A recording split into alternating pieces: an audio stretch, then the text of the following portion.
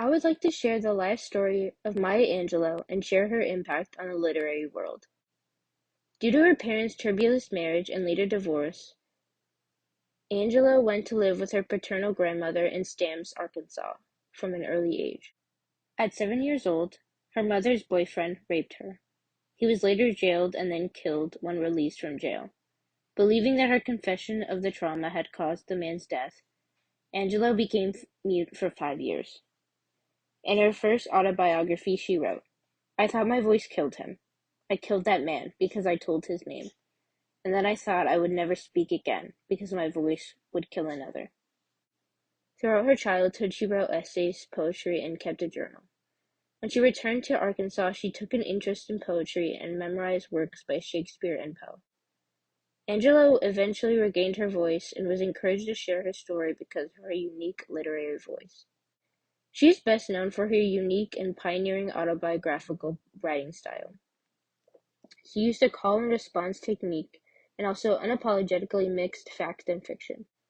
Throughout her works, Angelou explored different themes of personal identity and resilience through the lens of race, sex, family, community, and the collective past. Her most well-known work, "I Know Why the Caged Bird Sings," was about her upbringing in the segregated South during the Jim Crow era. The book was one of the first ever written by a Black woman to garner widespread readership. In 2011, Time magazine ranked "I Know Why the Caged Bird Sings" as one of the most influential books of modern time. Caged Bird specifically spoke to young women, both black and white. Even if they themselves had not been raped or assaulted, they too lived with the knowledge and fear of that trauma. Maya Angelou published 7 autobiographies, 3 books of essays, 6 books of poetry, and is credited with a list of plays, movies, and television shows.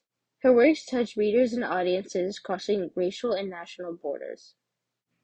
Her writing specifically spoke to Black readers, who were starved for literature by Black authors, writing intimately and truthfully about growing up and living in the other America. Throughout her life, Maya was heavily involved in the civil rights movement. She was coordinator of the Southern Christian Leadership Conference. This organization, created in 1957 by Martin Luther King Jr., advocated for the rights of African Americans in the United States.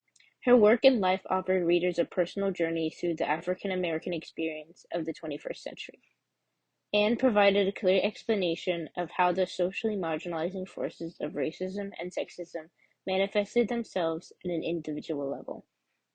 She once stated, "All my work, my life, everything is about survival.